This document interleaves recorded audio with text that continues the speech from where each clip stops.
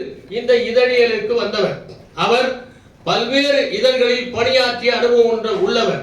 2000 புலனாய்வு கட்டுரைகளை எழுதி நேர்மையாகவும் தூய்மையாகவும் பணியாற்றியவர்.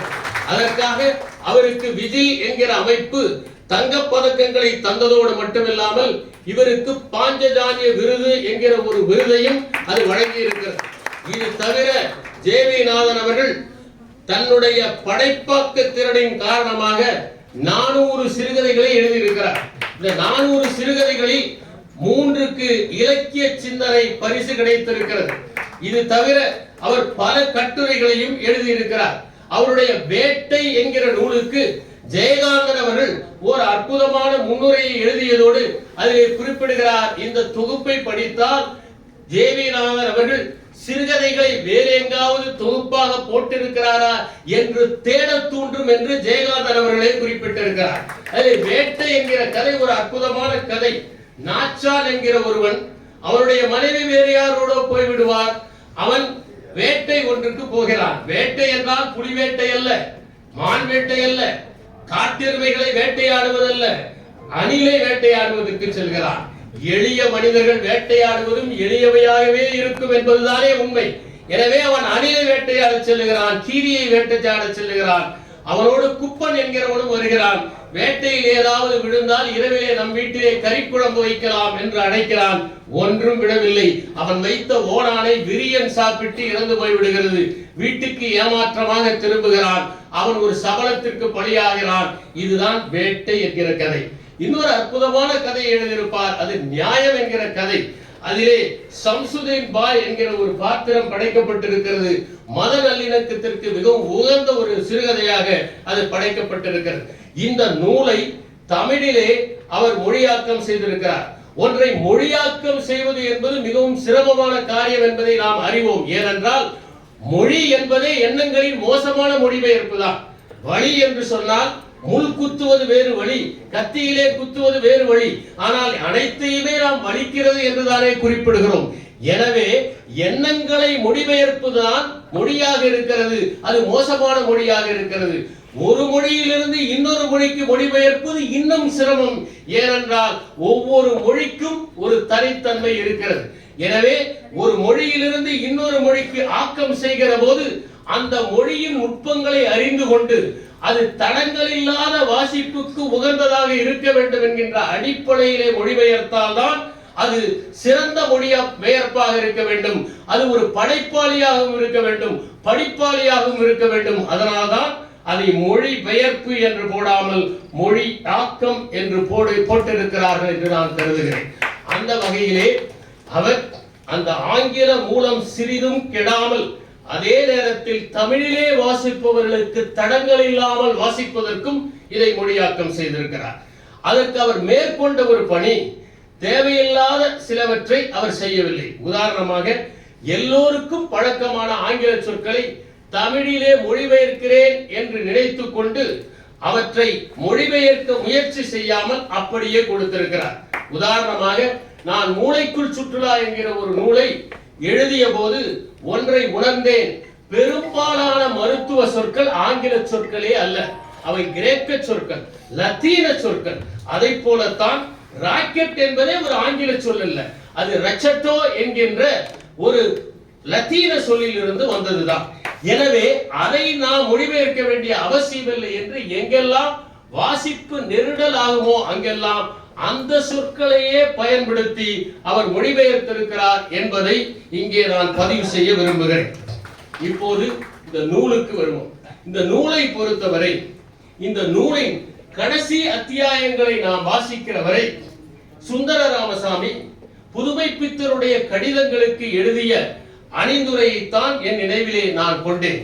ஏனென்றால் அதிலே சுந்தர ராமசாமி சொல்லி இருப்பார், இந்த கண்மணி கமலாவுக்கு என்கின்ற இந்த கடிதங்களை வாசிக்கிற போது எனக்கு கிரேக்கத்து சோக நாடகங்கள் நினைவுக்கு வருகின்றன என்று சொல்லி இருப்பார். அதை போல அந்த கடைசி பக்கங்களை வாசிக்கிற வரை இது ஒரு சோக நாடகமாக செல்லுகிறது. ஒரே ஒரு வேறுபாடுதான், எந்த மாபெரும் தவறையும் திரு நம்பி அவர்கள் செய்யவில்லை என்பதுதான். அந்த நூலின் வடிவமைப்பை பற்றி திருமதி சிவசங்கரி அவர்கள் குறிப்பிட்டார்கள். அவர் கியூபிசம் என்று குறிப்பிட்டார்கள். ஒரு அத்தியாயத்திலே பழைய வாழ்க்கையும் இந்த புலனாய்வின் போது ஏற்பட்ட வாழ்க்கையும் மாறி மாறி கொடுத்திருக்கிற காரணத்தால் தான் இது ஒரு துப்பறியும் கதையை வாசிப்பதை போல பக்கங்கள் எல்லாம் வழுக்கி கொண்டு செல்கின்றன. வாசிக்கின்ற போது அடுத்தது என்ன என்கிற ஆர்வத்தை ஏற்படுத்துகிற விதத்தில் இந்த நூல் அமைந்திருப்பதற்கு அந்த தொடக்க கால வாழ்க்கையிலிருந்து ஒரு பகுதியாக அவருடைய வாழ்க்கை விரிகிறது. இரண்டாவதாக புலனாய்விலே நடக்கின்ற சம்பவங்கள் கொடுக்கப்பட்டிருக்கின்றன. இதிலே திரு நம்பி நாராயணன் அவர்கள் மனித மனங்கள் எப்படியெல்லாம் இருக்கின்றன என்று குறிப்பிட்டார். சில நேரங்களில் குற்றம் சாட்டப்பட்டவருடைய குற்றம் நிரூபிப்பதற்கு முன்னாலேயே சமூகமே விசாரணையை நடத்தி ஒரு தீர்ப்பை எழுதிவிடுவதை பார்க்கிறோம். அப்படித்தான் அவர் வஞ்சியூர் காவல் நிலையத்தில் இருக்கிற போது அங்கே இருந்த ஒரு காவலர் ஒரு ஜந்துவை போல அவரை பார்த்தார் என்று குறிப்பிட்டிருக்கிறார். சின்ன வயதிலே அம்மாவோடு எவ்வளவு பிரியமாக அவர் இருந்தார் என்பதை பதிவு செய்திருக்கிறார். அவர் வகுப்புக்கு செல்லுகிற போது அம்மா பார்க்கிற தூரத்திலேயே இருக்க வேண்டும், அப்போதுதான் நான் வகுப்பிலே அமர்ந்திருப்பேன் என்று வலியுறுத்தியதாகவும் அவர் அம்மா அப்படி பல நாட்கள் இருந்ததாகவும் அவர் குறிப்பிட்டிருக்கிறார். இதிலே அவர் மதுரை தியாகராய கல்லூரியிலே தன்னுடைய இளம் அறிவியல் தொழில்நுட்பத்தை படிக்கிறார். படித்து முடித்த பிறகு அவருக்கு தொடக்கத்திலே ஒரு பணி கிடைக்கிறது. அந்த பணியிலே சர்க்கரை ஆலையிலே அவர் பணியாற்ற வேண்டும். அவர் தன்னுடைய ஆசிரியர் எம்பி ராமமூர்த்தி என்பவர் எப்படி சொல்லிக் கொடுத்தார் என்பதை பதிவு செய்திருக்கிறார். அவருடைய ஆசிரியர் கடினமான பகுதிகளை கூட எளிமையாக சொல்லித் தருவாராம். சொல்லித் தருகிற போது ஒன்றை சொல்வாராம், நெருக்கடியான நேரங்களில் நீங்கள் நிமிர்ந்து நின்றால் வாழ்க்கையிலே வெற்றி பெறுவீர்கள் என்பதுதான். அந்த ஆசிரியருடைய அந்த அறிவுரை தனக்கு நெருக்கடியான நேரங்களில் எல்லாம் உதவியாக இருந்தது என்று குறிப்பிடுகிறார். சர்க்கரை ஆலையிலே ஒரு பணிக்கு சேர்கிறார். அந்த சர்க்கரை ஆலையிலே மிகவும் அர்ப்பணிப்போடு, சர்க்கரை என்றாலும் அக்கறையோடு தான் பணியாற்றுகிறார். அங்கே மிகவும் அக்கறையோடு பணியாற்றுகிற போது அங்கே கருப்பு சக்கை குழியை கருப்பன் என்கின்ற ஊழியர் தூய்மை செய்ய வேண்டும். அவர் அந்த குழியிலே இறங்குகிறார், சரியாக தூய்மை செய்யவில்லை. மேற்பார்வை பார்க்கின்ற இவர் அவரை மேலே வர சொல்லிவிட்டு தானே குழியில் இறங்கி அந்த கரும்பு சக்கையை அகற்றி சுத்தம் செய்கிறார். இதை மேலதிகாரி அந்த நேரத்தில் அங்கே வந்தவர் பார்த்து விடுகிறார். அவருக்கு மிகுந்த மகிழ்ச்சி. இத்தனை அர்ப்பணிப்போடு, இத்தனை பணிப்பண்பாடோடு ஒருவர் பணியாற்றுகிறாரா என்று அவர் இவருடைய பெயரை குறித்துக் கொள்ளுகிறார். அழைத்து 3 ஆண்டுகள் உனக்கு பயிற்சி காலத்தை நான் குறைத்து 6 மாதங்களாக ஆக்கி விடுகிறேன் என்றார். ஆனால் இவருக்கு நேர் மேலதிகாரியாக பார்த்த சாரதி என்கிற ஒருவர் இருக்கிறார். அந்த பார்த்த சாரதி இவரை பார்க்காத சாரதியாகவே இருக்கிறார். அவர் எப்போது பார்த்தாலும் இவர் இப்படி பயிற்சி காலத்தை குறைத்து கொண்டு வந்து விட்டாரே என்பதற்காக இவர் மீது எரிந்து விடுகிறார். இவர் விடுப்பு கேட்கிறார். அம்மாவுக்கு உடம்பு சரியில்லை என்று விடுப்பு கேட்கிறார். அவர் கடுப்பு காட்டுகிறார். அதனால் பணியே வேண்டாம் என்று சொல்லிவிட்டு விடுகிறார். அப்போது தும்பாவிலே தொழில்நுட்ப உதவியாளராக விண்வெளி ஆராய்ச்சி நிலையத்திலே ஒரு பணி இருக்கிறது என்கிற விளம்பரத்தை பார்க்கிறார்.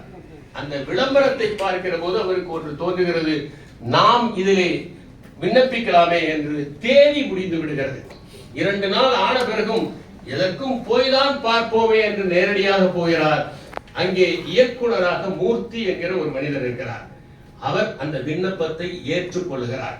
காலதாமதமான ஒரு விண்ணப்பம் ஏற்றுக்கொள்ளப்பட்டதனால் தான் இவர் விண்வெளி ஆராய்ச்சி நிலையத்தை அணியிருக்கிறார். மூர்த்தியை பற்றி சொல்லுகிறார். மிக அற்புதமான மனிதர்.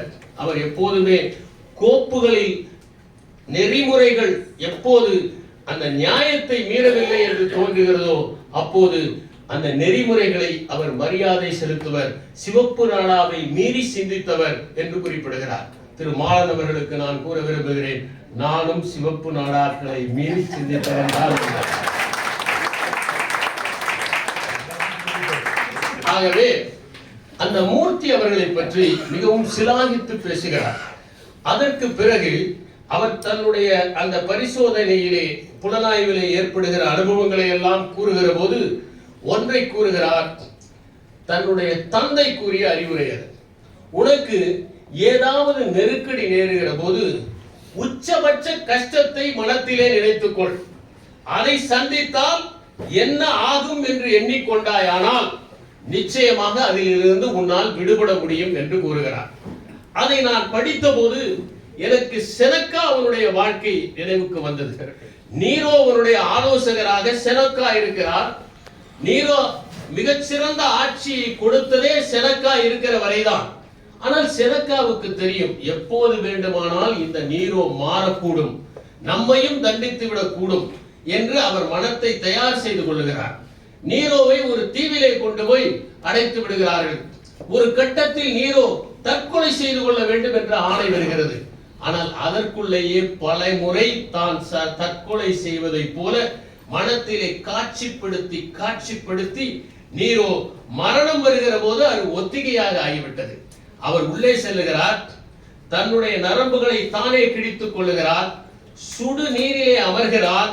அப்போது அந்த ரத்தம் வெளியே வேகமாக வரும் என்று அந்த மரணத்தை மகிழ்ச்சியுடன் சிரிப்புடன் ஏற்றுக்கொண்டார் நீரோ என்று. உச்சபட்ச கஷ்டத்தை ஒருவர் காட்சிப்படுத்துகிற போது அது ஒன்றுமே இல்லாமல் ஆகிவிடும் என்பதற்கு உதாரணம் அது. அதை போலவே நாம் நெருக்கடியிலே இருக்கிற போது திடமாக இருப்போம். இங்கே இருப்பவர்கள் சொன்னார்கள், அவர் புலனாய்விலே 30 மணி நேரம் நின்றார், தண்ணீர் கூட அருந்தாமல் இருந்தார். அதற்கு பிறகு அவர் மகாத்மா காந்தியடிகளுடைய அகிம்சை போராட்டத்தின் மீது எப்படி நம்பிக்கை வைத்தார் என்பதையெல்லாம் அந்த நூலிலே பதிவு செய்திருக்கிறார். ஆனால் அந்த நெருக்கடிகளின் போதெல்லாம் அவர் சிறிதும் கலங்காமல் இறுக்கமாக ஒரு பாறையை போல இருக்கிறார். ஆனால் எப்போது சிபிஐனுடைய ஓர் அதிகாரி விஜய ராமாராவ் என்பவர் உங்களுக்கு நாங்கள் தவறிழைத்து விட்டோம் என்று ஆறுதல் சொல்லுகிறாரோ அப்போது தேம்பி அழுகிறார் என்பதை நான் பார்த்திருக்கிறேன். ஒரு காலத்தில் கல்லூரிகளில் ராகிங் செய்வார்கள். அப்போது ராகிங் செய்கிற மாணவர்களிடம் திடமாக மாணவர்கள், இளம் மாணவர்கள் நின்று இருப்பார்கள். அவர்கள் எல்லாம் ராகிங் செய்து முடித்த பிறகு ஒரு நல்ல மூத்த மாணவர் வருவார். அதிகமாக ராகிங் செய்து விட்டார்களா என்று தோளிலே கை வைப்பார். பொலவென்று அழுகை வரும். ஏனென்றால் ஆறுதல் சொல்லுகிற இடத்தில் தான் அழுகை வருகிறது. அப்போது எனக்கு திரு மாலன் அவர்கள் இறகுகளும் பாறைகளும் என்கிற ஒரு சிறுகதையை எழுதியிருக்கிறார். அது நினைவுக்கு வருகிறது. அதிலே அருணா என்கிற ஒரு பெண், அவள் மீது பாலங்களாக பாறைகள் விழும் போது அவள் திடமாக இருந்தாள். ஆனால் ஒரே ஒரு இறகு விழுந்தது, அதற்கு அவள் அழுதாள் என்று அவர் குறிப்பிடுகிறார். அதுதான் அந்த கதையினுடைய முடிவு. கதையை சொல்வதற்கு இங்கே நேரமில்லை, ஏனென்றால் நானாவது கொடுத்த நேரத்தில் முடித்து விடலாம் என்று. அடுத்ததாக இதிலே அவர் விக்ரம் சாராபாய் பற்றி கூறுகிறார். விக்ரம் சாராபாய் அவர் ராக்கெட்டுகளை ஏவ வேண்டும் என்பது மட்டுமல்ல, பல்வேறு விதமான கற்பனைகளை வைத்திருந்தார். ஏவுகணைகளை ஏவ வேண்டும் என்கிற கற்பனைகளை வைத்திருந்தார். அப்போது அவரிடம் சென்று, நான் திட உந்து விசையை விட திரவ உந்து விசை மிகவும் ஏற்றதாக இருக்கும் என்று அது தொடர்பானவற்றையெல்லாம் படித்த குறிப்பை கொடுத்துத்தான் அவரை திரவ விசை உந்து சக்தியின் பால் ஈர்த்தேன் என்று ஒரு குறிப்பை குறிப்பிடுகிறார். இன்னொரு இடத்திலே குறிப்பிடுகிறார், விக்ரம் சாராபாய் 2 பொறுப்பை வகிக்கிறார்.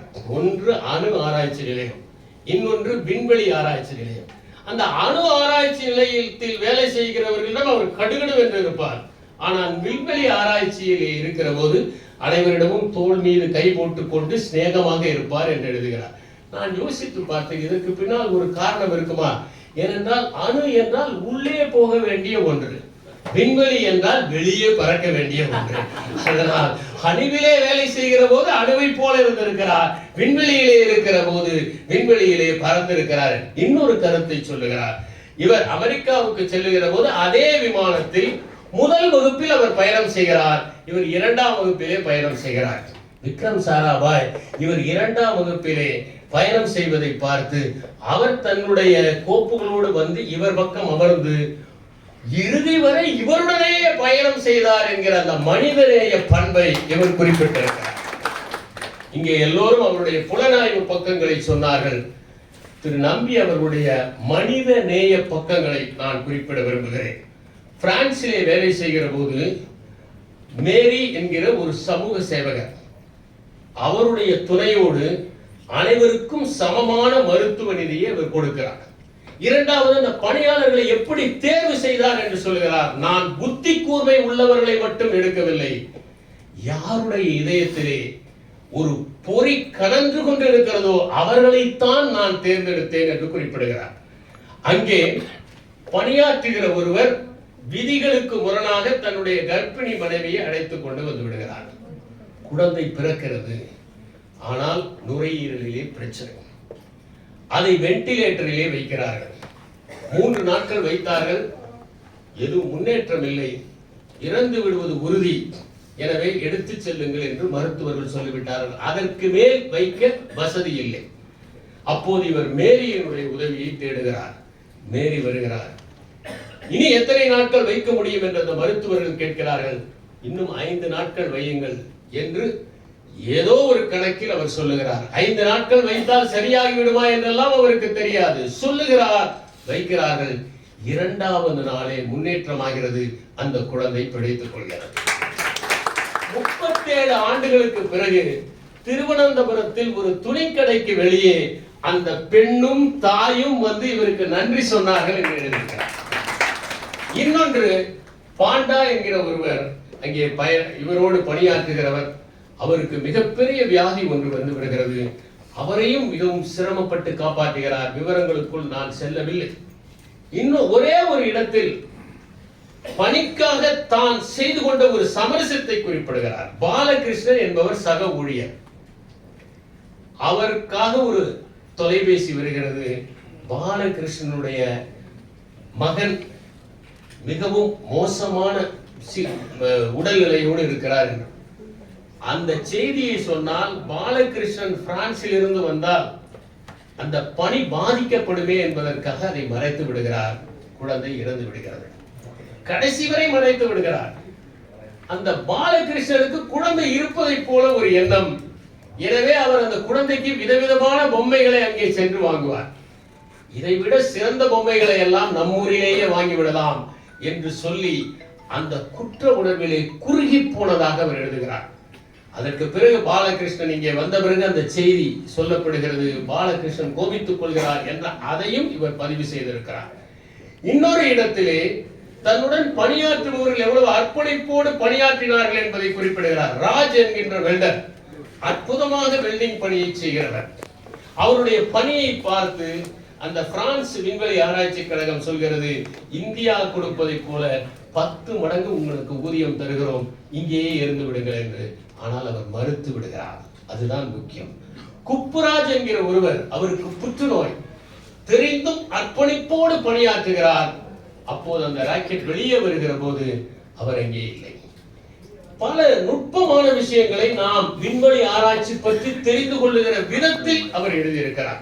உதாரணமாக, அப்போது பிரான்ஸ், இங்கிலாந்து, ரஷ்யா, அமெரிக்கா போன்றவை எல்லாம் 60 டன் கொண்ட இன்ஜின்கள் நாளை இணைத்து 240 டன் கொண்ட ஒரு ராக்கெட்டை ஏவுவார்கள். ஆனால் நாமோ வெறும் 600 கிலோ எடையுள்ள ஒரு ராக்கெட்டை ஏவுவோம். இது நம்முடைய தீபாவளி ராக்கெட்டை விட சற்று பெரியது என்று நகைச்சுவையாக குறிப்பிட்டிருக்கிறார். இன்னொரு இடத்திலே ஏன் திரவ உந்து விசையை இவர் ஆதரிக்கிறார் என்பதை குறிப்பிடுகிறார். திட உந்து விசையை பயன்படுத்தினால் ஒரு முறைதான் அந்த பரிசோதனையை நிகழ்த்த முடியும். ஆனால் திரவ உந்து விசையை பயன்படுத்தினால் பல முறை பயன்படுத்தலாம் என்று குறிப்பிடுகிறார்.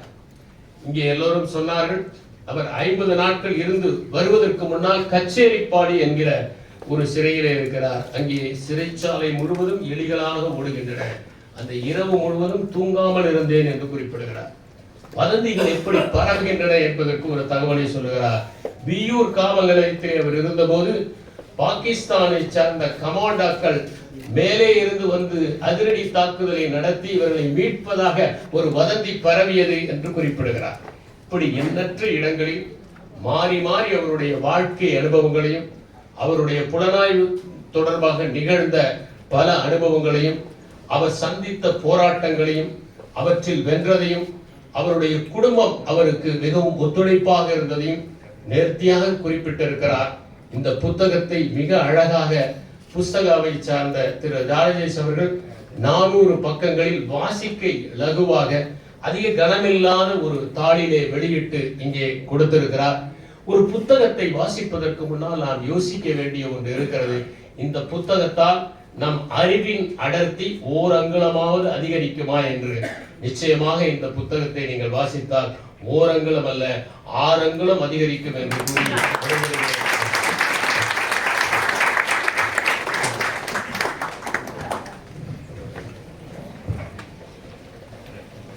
தழும்புகளை தாளாற்றி